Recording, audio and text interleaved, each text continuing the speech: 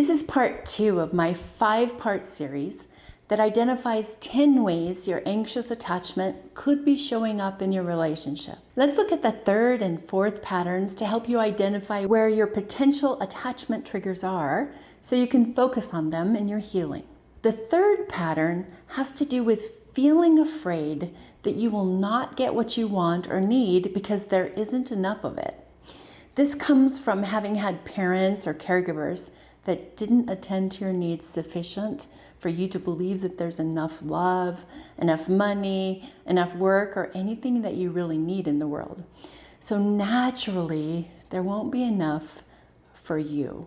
The feeling of limited availability of love can show up in subtle ways in your relationship, and sometimes not so subtle ways. For example, if your partner wants to go have an evening with friends and doesn't invite you, do you start thinking that your partner doesn't love you as much as they love their friends? This is an example of you believing there's not enough love to go around. Another example is when your partner has a pattern of telling you that he's already given enough all day at work, for example, and doesn't have anything left for you at the end of the day.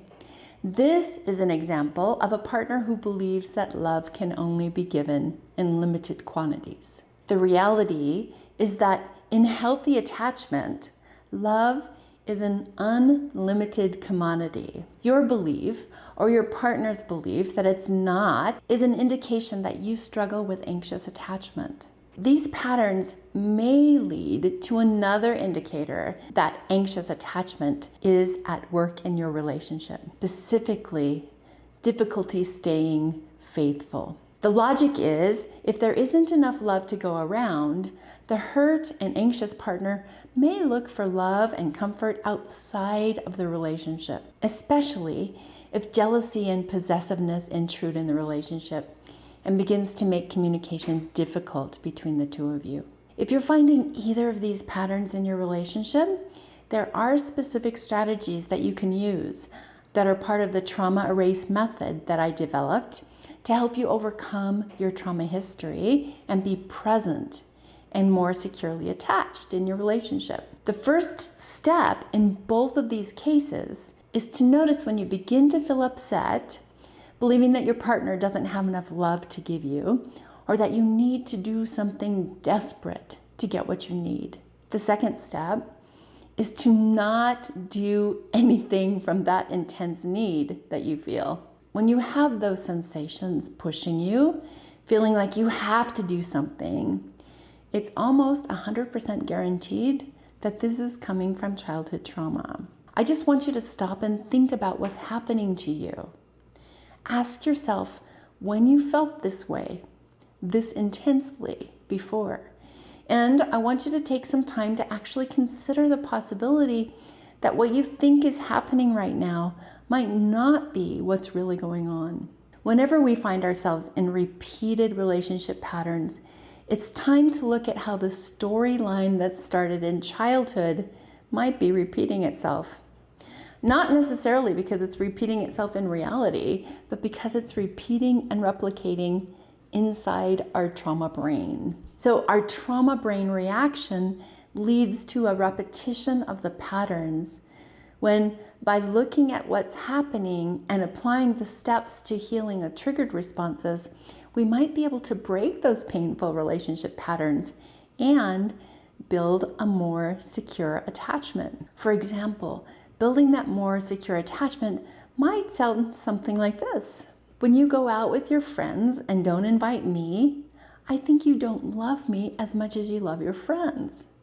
It reminds me of when I was a kid and my mom went out drinking instead of staying home and taking care of me.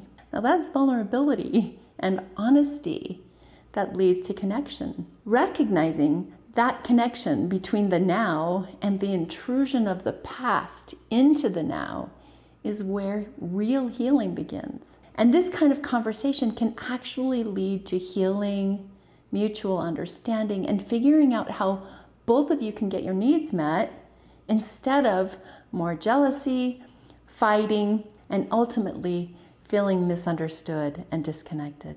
The truth is that when you address conflict that comes up because of childhood trauma, using the trauma erase method, you build a deeply satisfying relationship that feels safe and secure. It all begins by understanding the assumptions we make about our relationship when we're feeling triggered. If you'd like support helping you see how to identify the underlying assumptions that are caused by trauma that builds walls in your relationship, I run an online couples workshop called Building Bridges of Devotion for Couples that you might be interested in. You can sign up for the wait list by looking for the link in the description below. I also have a workshop for singles looking to improve your ability to find a securely attached partner called Dating for Secure Attachment. So you can prevent yourself from bringing patterns that began in your childhood from dictating your choice of relationship partners. You can also find the sign up for that wait list in the description. I'm Tamara Ridge, the therapist that's been there, helping you heal your attachment style so you can stop feeling afraid the way you did as a kid in your adult relationships.